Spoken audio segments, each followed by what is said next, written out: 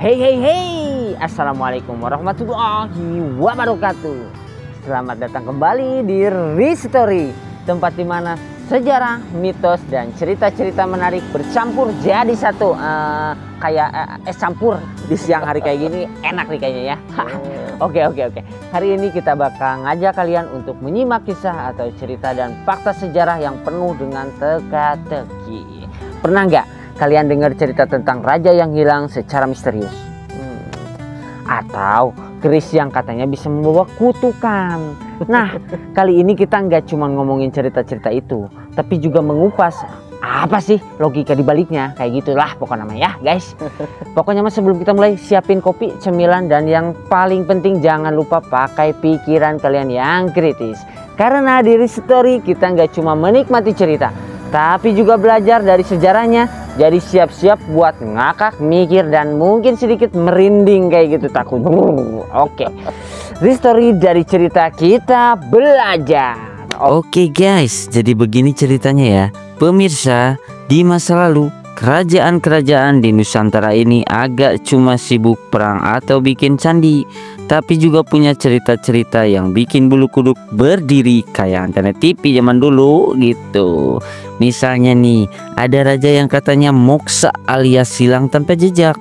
Terus ada juga keris legendaris yang katanya bisa bawa sial. Tapi tunggu dulu, apakah itu fakta, mitos, atau cuma gosip ala tetangga sebelah? Menarik kan guys, everybody? Santai guys, kita nggak lagi bikin film horor. Kita di sini mau ngulik, bener gak sih cerita-cerita ini? Atau jangan-jangan ini cuma akal-akalan orang dulu buat bikin kita lebih takut daripada takut bayar utang gitu guys.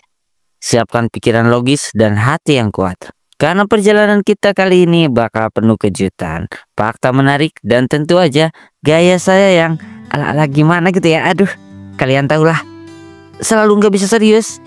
Biasa itu, galing namanya juga. Oke, yuk lanjut kita telusuri bersama. Kalau mulai takut, ingat aja, takut nggak bayar cicilan lebih seram daripada ini. Let's go pemirsa, Ristory. Hari ini kita akan ngobrolin sejarah yang ada bau-bau mistisnya kayak gitu. Tapi tenang guys, di sini nggak akan bakal ada nongol-nongol hantu di belakang, di pinggir kayak gitu. Cuma cerita seru yang bikin penasaran. Bersama saya si Galing yang siap bikin suasana lebih santai dan kocak tentunya. Seperti biasa guys, kita selalu ditemani seorang narasumber tetap di Ristory karena ini ceritanya. Oke Ari. Oke. Assalamualaikum warahmatullahi wabarakatuh guys. Oke guys. Insya Allah Niling, saya akan selalu membantu menjelaskan bagaimana sejarah dan mitos saling berkaitan guys. Jadi siapkan pikiran kritis kalian. Betul nih kata si Galing tadi, karena topik ini bakal menarik dan mungkin membuka perspektif baru tentang sejarah yang sering dianggap mistis. Berat nih guys, berat. Tapi nggak apa-apa, ya. Saya tetap santai. Yuk langsung aja kita mulai obrolannya. Ayo. Ini pertanyaan pertama buat pemanasan ya, pokoknya kayak gitu. Banyak orang bingung, sejarah itu apa sih apalagi kalau sejarahnya bercampur sama mitos. Nah gitu bisa nggak jelasin apa bedanya sejarah sama mitos itu Pertanyaan yang good. Good. Jadi gini Ling, pemirsa, sejarah adalah kajian atau catatan tentang peristiwa, ingat ya, yang terjadi di masa lalu. Peristiwa ini didasarkan pada fakta yang bisa diverifikasi melalui bukti-bukti seperti dokumen bertulis, artefak, atau kesaksian yang terpercaya. Misalnya guys, proklamasi kemerdekaan Indonesia itu adalah fakta sejarah karena kita punya dokumen teks proklamasi, terus rekaman suara dan foto-foto yang mendukungnya. Nah, sedangkan mitos itu Link berbeda guys. Mitos biasanya berupa cerita yang diwariskan secara lisan dari generasi ke generasi guys. Ceritanya bisa mengandung unsur fantastis atau hal-hal yang tidak bisa dijelaskan dengan logika. Contohnya kisah Nyi Roro Kidul sebagai penguasa Laut Selatan. Cerita ini tidak punya bukti konkret, tapi dipercaya oleh banyak orang guys sebagai bagian dari budaya dan kepercayaan lokal. Itu Ling. Jadi gitu guys. Misalnya nih, kalau saya cerita bahwa dulu saya pernah jadi pahlawan perang, itu termasuk sejarah atau mitos ya? Guys, jangan salah, itu adalah mitos, Galing. Guys ya, ingat, karena untuk menjadi fakta sejarah, yang tadi saya bilang, kamu harus punya bukti seperti dokumen atau kesaksian dari orang yang melihat kamu berjuang. Tanpa bukti itu, cuma cerita lisan yang sulit dipercaya. Aduh guys, ketahuan deh saya ngarang. Oke ya. Kenapa ya di Indonesia sejarah sama mitos itu sering banget dicampur nih? Itu karena orang Indonesia punya tradisi lisan yang sangat kuat nih. Sebelum ada tulisan, nenek moyang kita menyampaikan sejarah itu lewat cerita, Ling. Nah, cerita-cerita ini nih seringkali dibumbui dengan elemen mistis, guys, atau fantastis untuk membuatnya lebih menarik dan mudah diingat.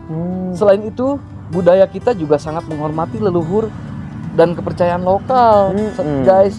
Jadi ketika sebuah cerita diwariskan, orang cenderung tidak meragukan meskipun tidak ada bukti yang nyata.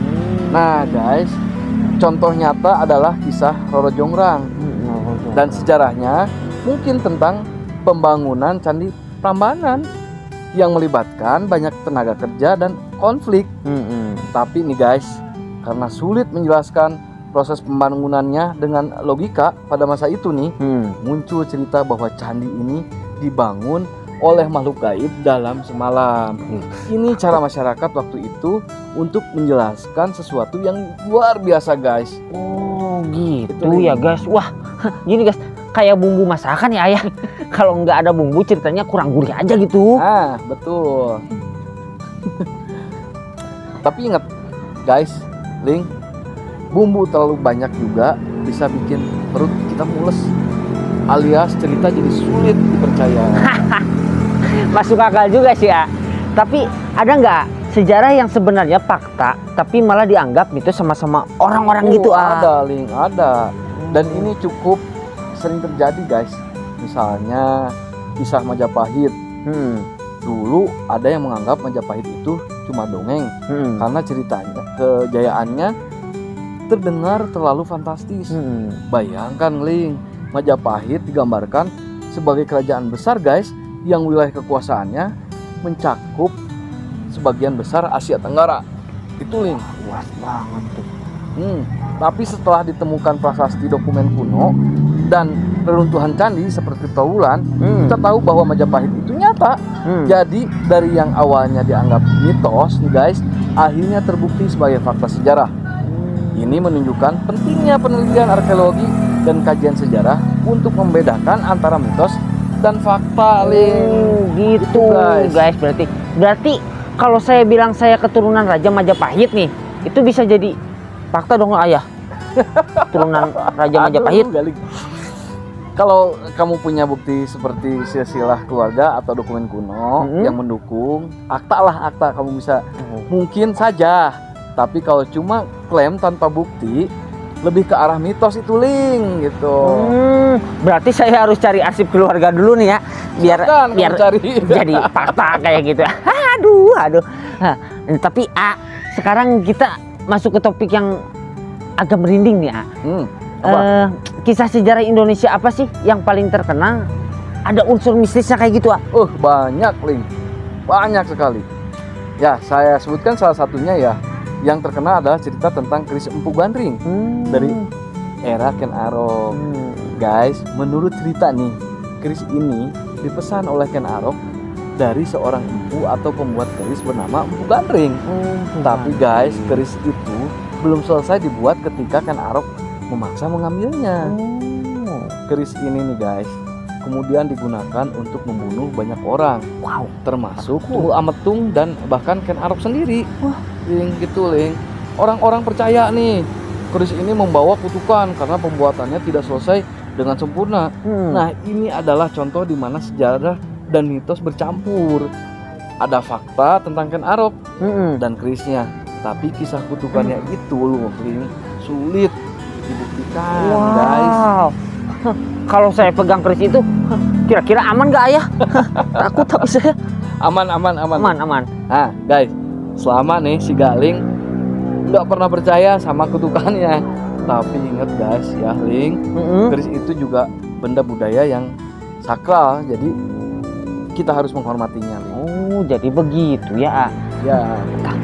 Ada lagi gak cerita mistis dari kerajaan lain yang terkenal juga gitu? Ada, semakin penasaran nih aneh. Ada, Ling. Apa tuh? Kerajaan Singosari punya cerita mistis guys yang sangat menarik. Raja terakhirnya yaitu Kertanegara guys, dikenal memiliki ilmu kanuragan yang luar biasa. Ada yang percaya bahwa beliau tidak benar-benar mati saat kerajaannya diserang oleh Jayakatwang. Malah moksa katanya, hilang secara spiritual. Nah guys, cerita ini mungkin muncul karena masyarakat waktu itu sulit menerima kenyataan bahwa seorang raja sehebat Kertanegara bisa kalah. Nah itu, jadi mitos tentang moksa ini muncul untuk menjaga kehormatannya kali. Gitu.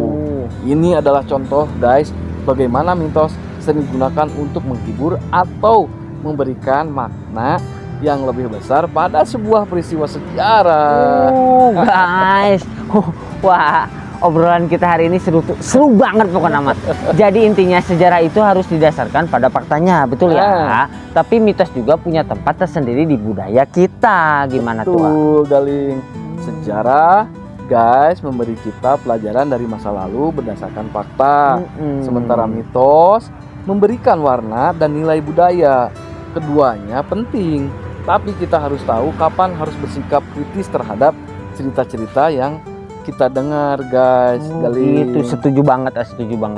Kalau gitu saya juga harus kritis setiap dengar cerita dari hari ini, termasuk cerita dari tukang bakso nih, pernah langganan saya ya. Mas Singo. Ya, mas, betul sekali. Yang katanya hati-hati mas ceritanya. Yang katanya dia pernah ketemu Nyi Roro Kidul. Bener lah mas. Mas, jadi gini mas, guys, Ling, boleh percaya tapi ingat harus tetap logis. Buat pemirsa, jangan lupa terus belajar sejarah dan nikmati kekayaan budaya kita. Keren. Oke pemirsa, Ristory, ternyata sejarah dan mitos itu punya peran masing-masing. Yang penting kita harus bisa bedain mana yang fakta dan mana yang cuma cerita bumbu. Betul gak sih Ari? Betul Galing. Karena guys, memahami sejarah dengan benar akan membuat kita lebih bijak dalam menyikapi masa kini. Keren. Gak kerasa nih ya, kita sudah sampai di ujung cerita hari ini. Seru banget ngobrol sejarah yang penuh warna antara fakta dan mitos. Tapi ingat guys, yang namanya cerita sejarah itu harus kita pahami dengan kritis. Bukan cuma diterima mentah-mentah. Iya dong. Kalau kalian suka sama pembahasan ini, jangan lupa kasih like buat video ini, oke? Share ke teman-teman kalian guys, biar makin yang tahu betapa serunya belajar sejarah. Dan yang paling penting guys, everybody semuanya subscribe channel Ristory biar kalian gak ketinggalan cerita-cerita menarik lainnya, oke? Tulis juga pendapat kalian di kolom komentar guys. Kalau ada cerita sejarah atau mitos yang bikin penasaran, kasih tahu, siapa tahu kita bisa bahas ya Ling ya, di episode berikutnya. Nah, oke gitu ya. Pokoknya mah guys, terima kasih banyak semuanya. Akhir kata, saya Galing pamit undur diri. Tetap belajar, tetap berpikir kritis, dan tetap bangga sama budaya kita. Sampai jumpa di cerita selanjutnya hanya di Ristory. Wassalamualaikum warahmatullahi wabarakatuh. Bye bye.